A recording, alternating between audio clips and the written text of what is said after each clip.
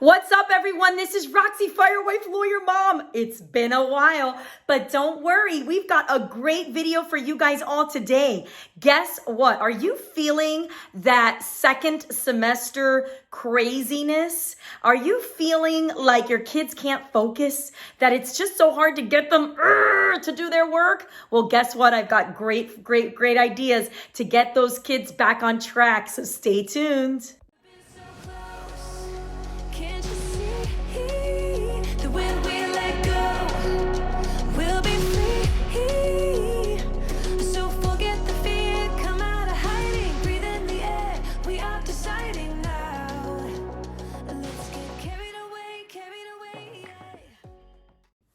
All right, everyone. So welcome. I want to welcome all of you. Any of you who have never been to my channel, welcome. I'm offering you guys a wonderful homeschooling resource with my videos. I hope that you enjoy all of them, and definitely hit the subscribe button below so that you can see more of my videos. And I'm just so excited for you to be part of my community as you join me in my first homeschool journey, which is been super amazing so far.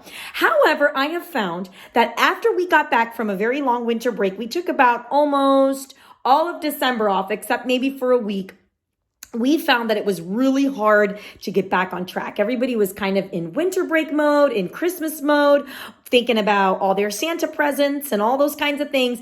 And it was just so hard to get them back to homeschool. It's almost like as if their schedule didn't exist. It's almost like as if, we didn't have school and they don't remember what school was like anymore. It was just very bizarre. And I was getting super frustrated. And so I wanted to bring out, in case you're dealing with the same thing, a few ideas that I use to keep my kids on track with homeschool. Now, it does offer some incentives. It does offer a system, but I think you guys are going to really like what I have to offer because it's going to keep your kids keeping themselves on track and making sure that they're held accountable for the work that they do. I'm all about kids having independence and kids having that responsibility that they need to succeed and to get where they want to go because they're doing it, not because mom and dad want you to do something. So it was really important for me when I came up with these different strategies that they take responsibility for it and that they take responsibility for the times where they're not making good choices and they're not staying on track. So I'm going to flip the camera around and I'm going to show you 3 ways that I use in my homeschool to get the kids motivated, to get them doing what they need to do. So let me flip the camera around and show you. All right, everybody. So the first strategy that I have to get your kids from that winter, Christmas, all that, loosey-goosey kind of stuff where everybody's just all over the place, going to bed at whatever time they want, not doing chores, kind of just moping around, sitting around, watching TV on screens, all that kind of stuff. This is the first way that you guys are going to see that you can get the kids back on track. This first system is called the Clipboard System.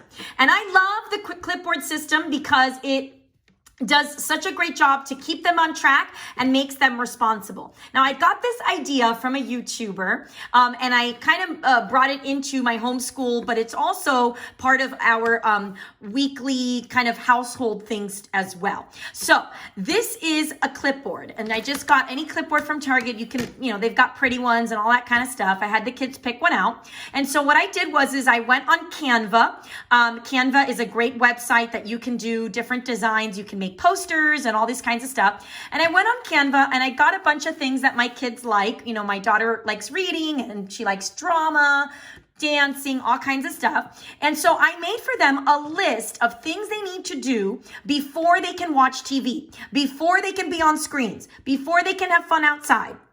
They've got to get certain chores done. And this keeps them really accountable because if their chores aren't done, they can't watch TV. And what's great is I have kids all day asking me, can I watch TV? Can I watch this? Can I get my iPad? And I say, is your clipboard done?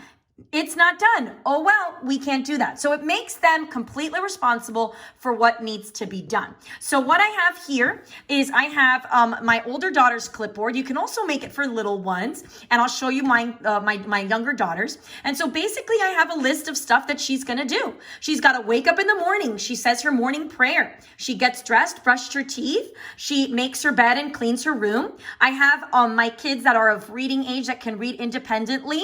They read for 20 minutes every single day. And we didn't start at 20 minutes, so don't go crazy. You can start at 5, 10 minutes and kind of go up from there. And then she eats her breakfast, takes her vitamins, does her homeschool work. So this is part of her clipboard. So this is part of what she needs to do. And I have incentives for doing our homeschool work as well, which I will show you in a minute. Then she is a dancer, so she has to do her stretching every day. If you have a specific chore that you want your child to do, you can put that in here as well. If they, for example, play baseball, you can have them, they've got to go out and practice for 15, 20 minutes. Or if they do karate or whatever it is that they do, if they're involved in an extracurricular activity, I'm really big on them working at that activity at home too, because it kind of brings together that dedication. And it's also a great way for you to see if they're dedicated in that extracurricular activity. Because if they're a dancer and they're not practicing and they're not stretching and they're not doing what they need to do, well, are they really motivated to do that activity? And so that's why I put that in there. Then my older daughter sets the table. She sets the table for us. That's her chore. She takes a shower, and then she has a weekly chore zone. So I kind of, it's already rubbed off because I write it with a dry erase marker. But every single week, each of my kids gets a zone in the house. That zone is their zone. They have to make sure that zone is cleaned up at the end of the day, during the middle of the day.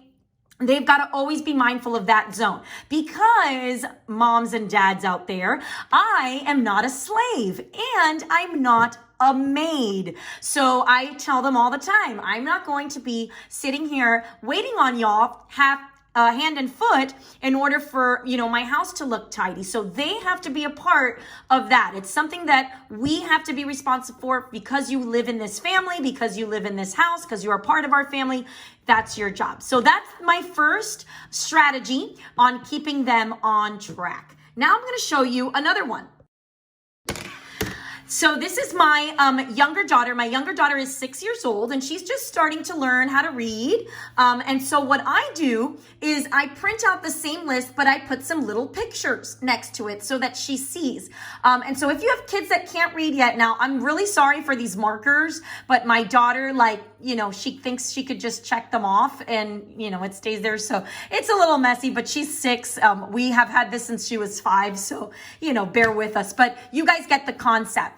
Just all I did was I went on Google and I just Googled some clip art, and I attached the clip art to each of the little items here. And then she's able to go along. She also has her chore zone as well. And her chore zone is keeping the family room tidy. Okay. And so that is her job, to keep the family room tidy this week. So those are the kinds of things that I do for my kids.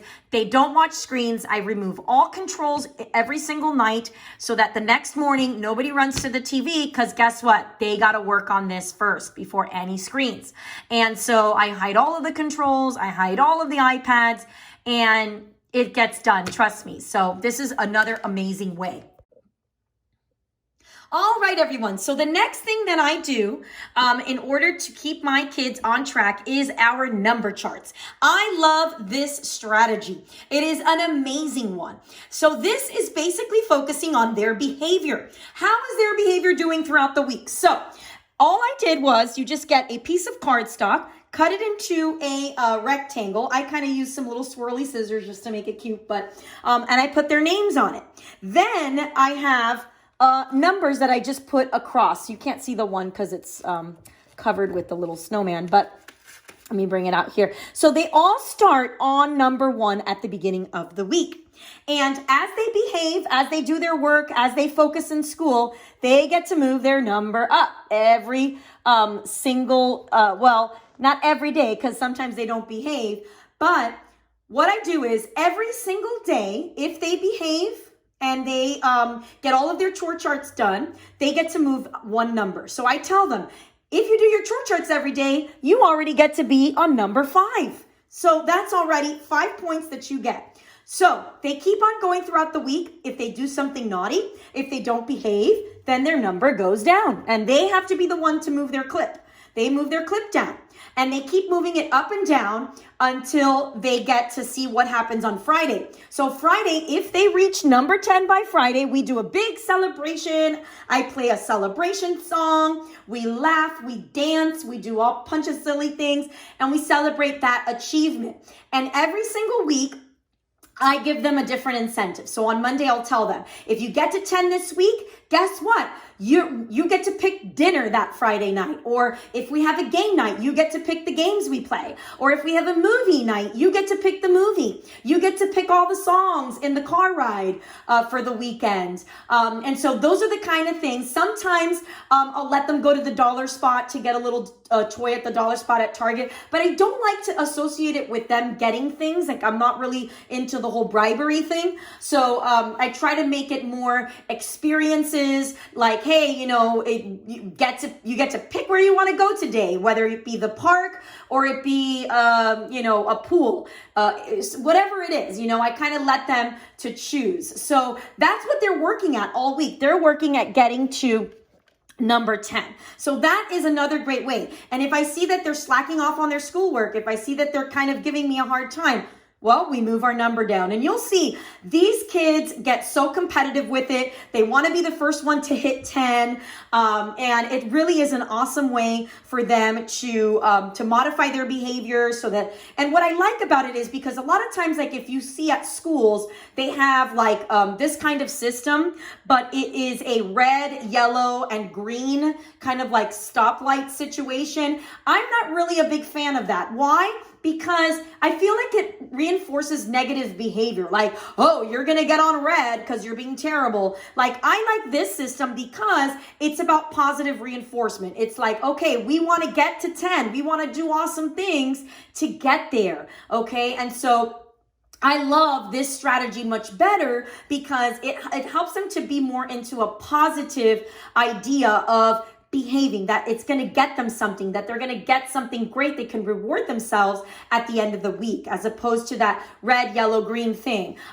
Some kids, it doesn't even work because they just kind of like, get so down about being on red all of the time that they just feel like, well, nothing I can do will be right. So this I really love because they control where their numbers lie. So this is my next great idea. All right, everyone. So my last and final motivation strategy for kids is the sticker chart. So as you can see, my children have a binder, and this is their daily work binder. And if you want to see a video that talks about what this daily binder does, make sure that you look. I will link it in the description box below, and after this video, you'll have a link to it so that you can see what these daily binders are for. Their daily tracking binders for homeschool. But they're really, really amazing and really help keep the kids organized during their homeschool day. But what I have here is their sticker chart. And what they do is they are to finish work by 12:30. So my older daughter is in 3rd grade, and we have what we call the morning meeting. And the morning meeting is 1 hour every morning that I meet with her to go over with her all of the activities and all of the lessons that she's going to be learning that day. And so we go over her lessons, we go through each subject, we talk about her daily work from the day before, see if she's struggling with anything, kind of explain any kind of strategies or anything that she needs. And we do it within that 1 hour, 15 minutes, okay? But after that, she hits the ground running. It's all up to her to get her work done. And what she does is she has a weekly checklist. This is a sample weekly checklist for you, where I write down all of her work and she highlights as she completes the work. And so if she gets her work done for the day, then she gets to put one sticker in the chart. And what that does is it means she finished her work for the day. Now, not every time she's going to finish by lunchtime. So she has until 12:30 before we get into our circle time. She has to do her work. So she has about 3.5 hours that she's able to, take breaks if she wants to. She's able to, get her work done in whatever order she wants to, but her point is she's got to get it done by 12:30. And so if she doesn't get her work done by 12:30, it's no big deal. She's not in trouble for it.